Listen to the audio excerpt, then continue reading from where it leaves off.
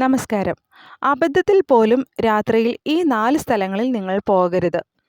വിഷ്ണുപുരാണം അനുസരിച്ച് ഒരാൾ രാത്രിയിൽ ചില സ്ഥലങ്ങളിലേക്ക് പോകുന്നത് ഒഴിവാക്കണം.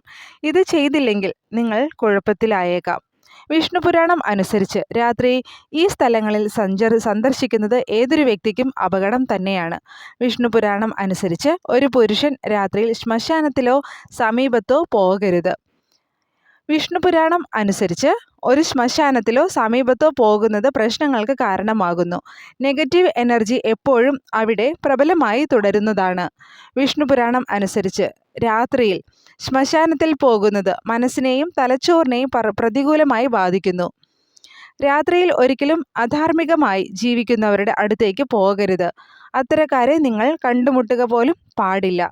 അത്തരം ആളുകൾ രാത്രിയിലാണ് എല്ലാ ദുഷ്പ്രവൃത്തികളും ചെയ്യുന്നത്.